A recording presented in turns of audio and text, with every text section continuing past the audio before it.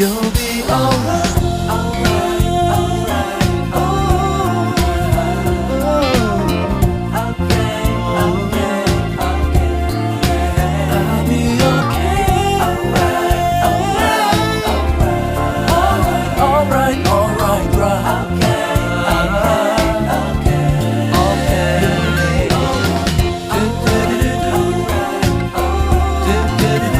Do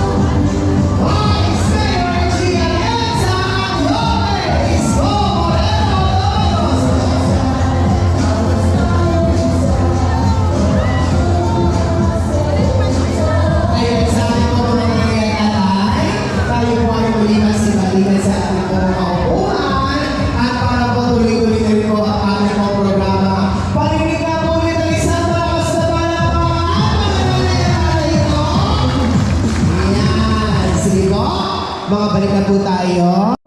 Siya po ang masasabi natin na isa sa pinakamagaling na alkalde ng lungsod ng Maynila.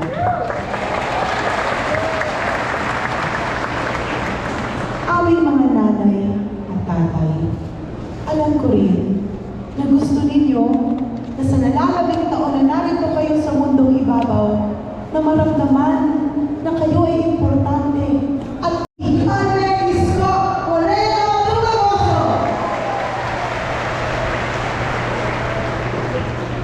ngunit umaari sa nais naman niyo rin po si Chika Rita.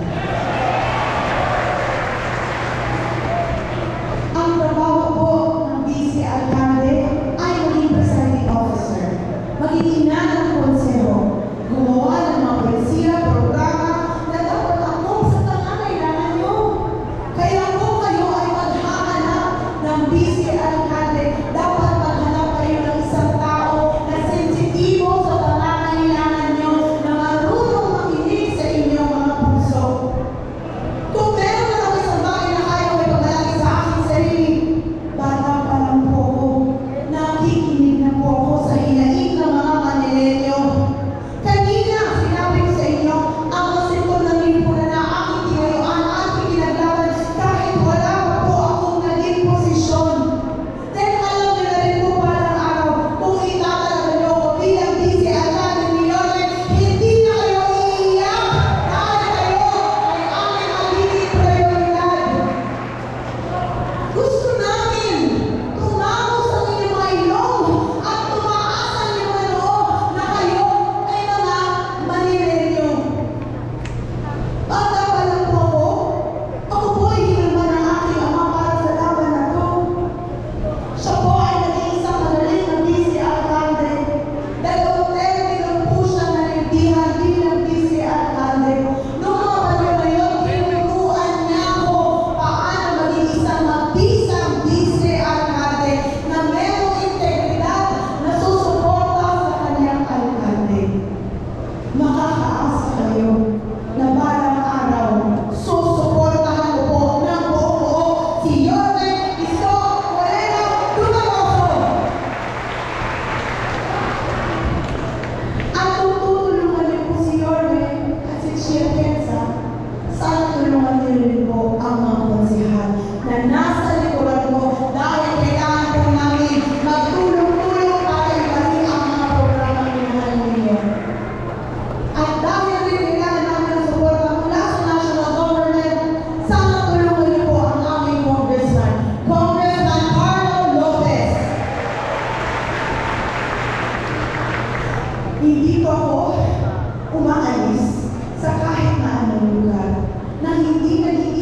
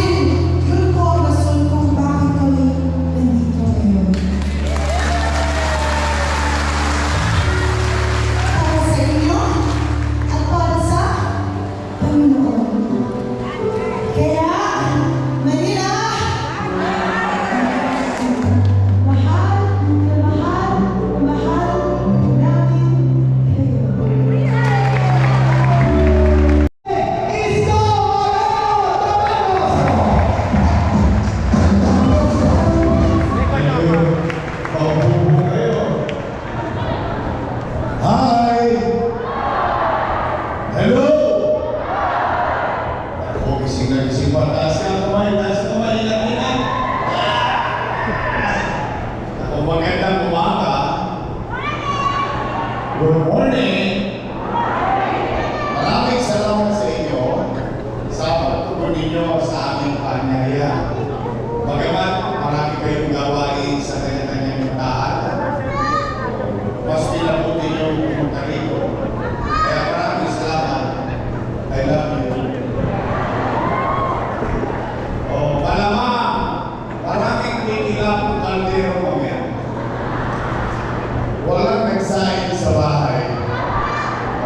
Pero, nanay ko, katatay ko, nalulungkot ako kung manatag kayo. Hindi namin kayo pauwiin ng konsumido. Opo, ako, alam naman ng taong bayan, kapag maghahalala, ay mga politiko, magkatagalit. Yung magkakabing bahay, magkakalit din. Pagtapos ng halala, yung mga politiko, pati-pati. Yung magkakabing bahay, magkakalit pa rin. Opo, kaya magkakalit ko, pumatatag kayo. Hindi namin kayo pauwi na may buod, gali, o inis, dahil wala kayong malirinig na pamira dito. Yan ang garantiya namin sa inyo ngayong umaga. Dahil mabigat ang tagubilin ko sa your questions. Sabi ko sa kanila, umayos kayo. Pinuntahan kayo ng mutawa. Binigyan kayo ng oras. Huwag nyo nang sayangin.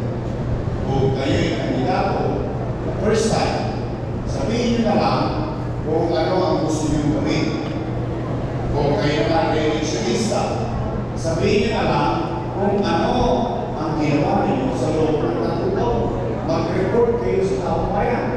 At kalauna, pagdating ng araw ng pagbuhukom.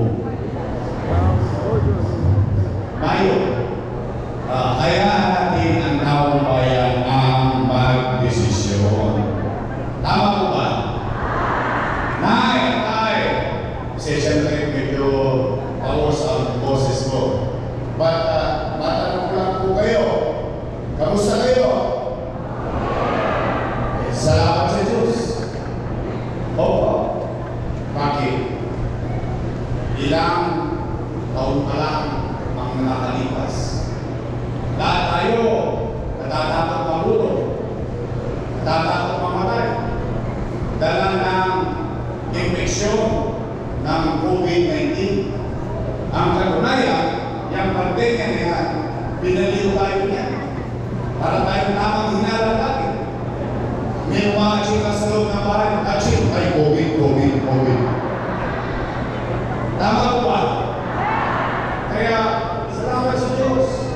Bakit? Ano pa man ang hirap na pinagdaanan natin sa nakaraan? At ano pa man ang hirap at pagsubok na kinakaharap natin? Salamat sa Diyos. Buhay tayong lahat ngayong umaga. Tama ko ba? Sabi nga sa Facebook, every blessing is a blessing. O nay, pakilutok lang tayo. Ano na tayo ito? Chill lang tayo. Nay, manunod ko lang.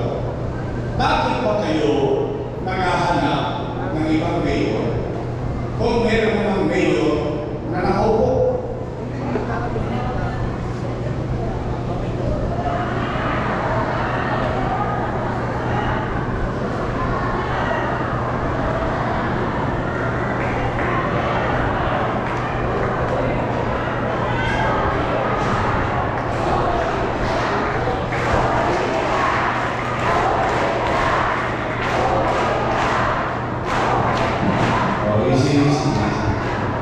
Yung puso yung natatikit lang yan.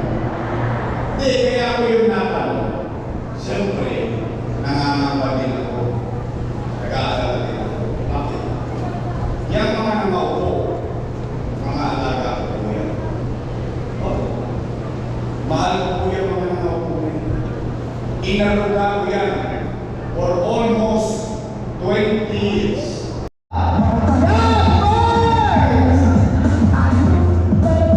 Maraming salamat din po sa atin po mga konsehala. Diyan po Councilor Nico Evangelista, Councilor Colonel Romero Miranda, Councilor Robbie O, Councilor Alicia, Councilor Valencia, at Councilor Edward Tan. Muli po sa ating po mga nanay at tatay, katulad po ng kanina natin po na mag-usapan, manatili lamang po tayo ng upo sa ating po mga upuan at ang ating po mga staff mula po sa Your Best Staff ang siyang gagabay po sa inyo sa isang maayos, organisado at may sistema at halatigin ay dapat po maingatan ang ating po mga nanay at tatay sa ating po pag-uwi. Muli po, manatili lamang po tayo nakaupo sa ating po mga upuan at gagawin po natin ang maingat na paglabas sa ating pong venue.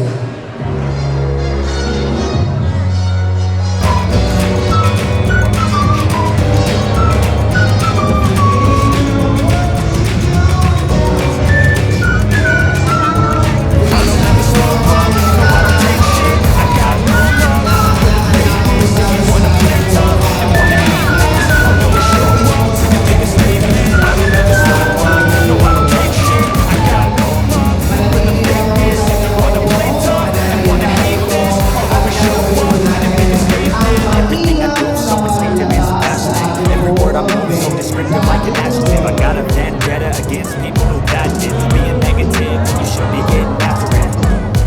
I got facts over tracks. Listen, that's spit slow, speaking fast. I can roast, I can gas. Think I'm okay at last, but I don't know if that can erase all the past and the pettiness. A reflection of the emptiness. Hilarious, you think you're worth my time.